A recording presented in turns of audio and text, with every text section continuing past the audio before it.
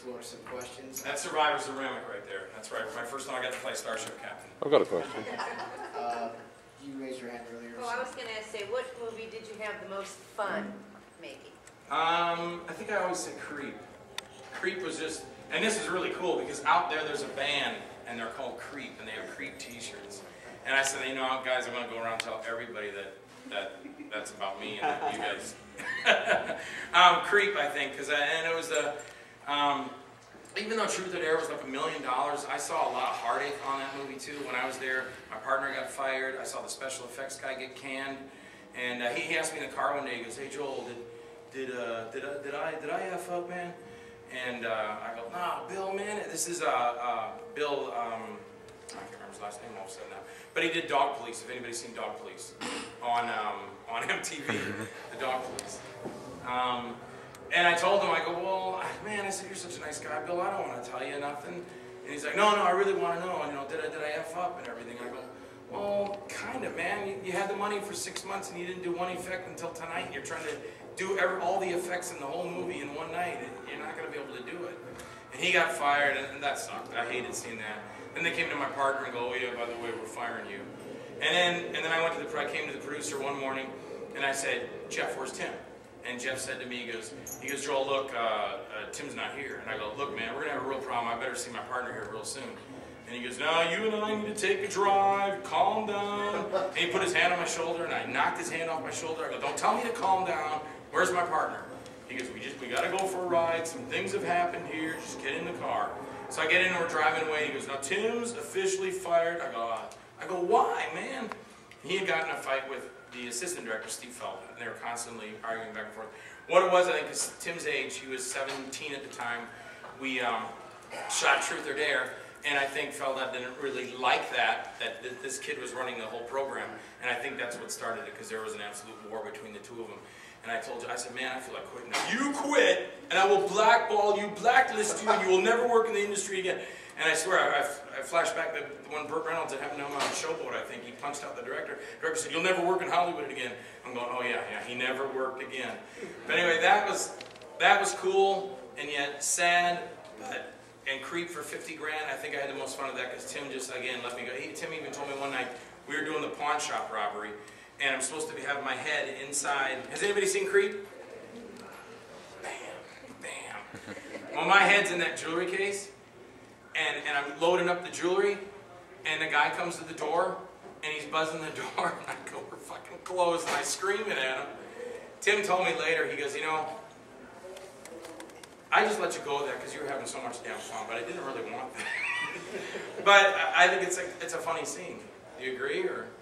Yeah. So I think that was really, I mean, I like Lost Faith. That was real close to me because I wrote it, directed, and produced it. But I think Creep is probably the most one that I would say was the most fun to do. Okay, right over here. Oh yeah, Chris Day introduced me to your career and stuff a number of years ago, and I've noticed that as just almost the months pass, you get more and more popular. You get more and more work. What do you owe that to? What's going on? What's the change? No, it's true. Well, you know how this whole thing came about when Pete told me this. "Oh, Pete, I don't know, man. It's kind of embarrassing. I don't, you know." He goes, "No." He goes, you got this name and you're using it." I say, I don't walk around and use it. I go, alternative cinema started this with me in 1996. If someone's going to give you a title, run with the damn thing. Unless it's like Dumbass of the Year, then don't run with that. Change it immediately. Make it the cool dude or something, you know, of the year. But they said, you know, this guy's king of the B movies. He's done 7 movies in 1996. Look at all these movies this guy's done. So if they're going to give me that, then heck yeah, take it and run with it and do something with it. So I do have a lot of people like Christian originally came to me with. Did you come to me with Body in the Dumpster, or we talked? Yeah, you came to me with Body in the Dumpster, and then we talked a little later, and then we set up a thing where we worked something out where he flew me to Iowa and we shot Body in the Dumpster.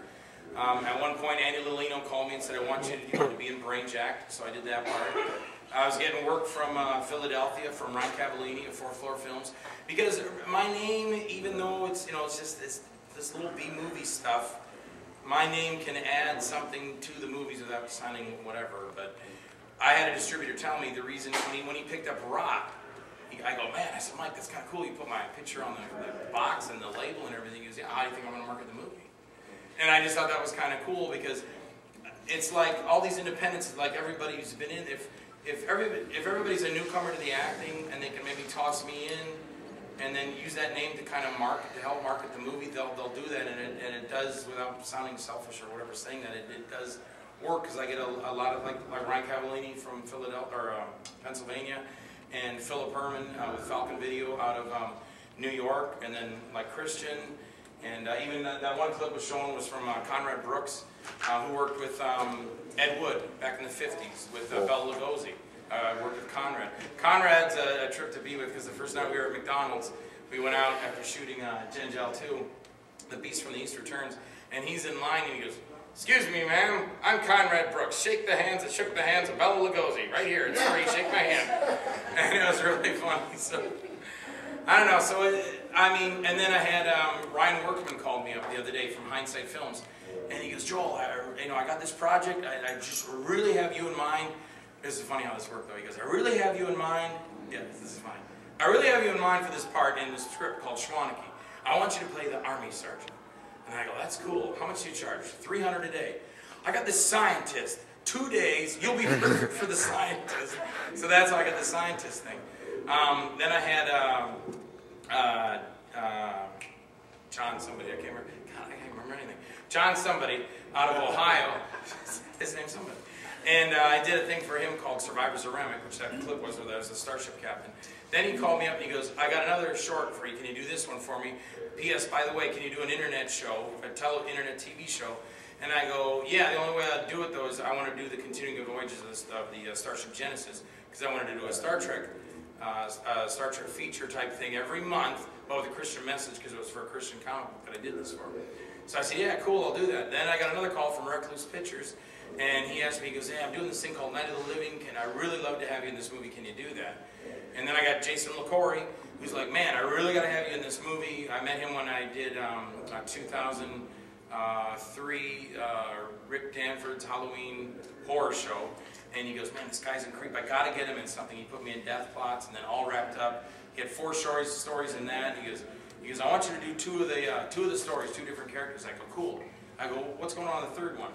He goes, "Well, it's about a scientist, and he frees this guy, it's called Millennium Man." I go, "Well, can I do that part too?" He goes, "Man, I can't put you in 3 shorts." I go, "They did it to Data and Independence Day. I didn't know it was him to the lady in front of me." He goes, "Oh, there's Brett Spider." I'm like, "Oh yeah, cool, Data." And he goes, "Okay, I'll put a wig on you."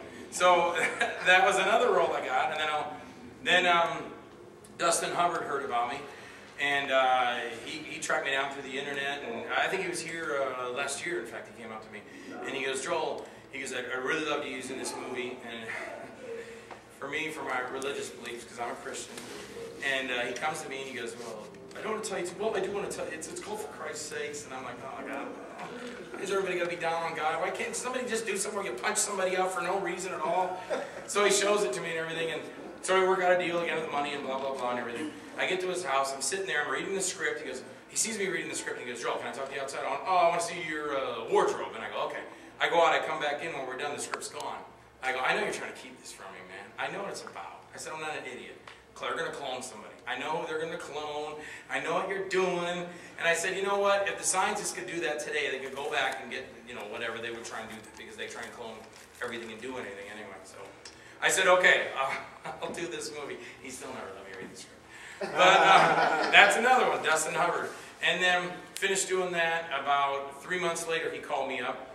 And don't leave now, because all the naked girls come in next.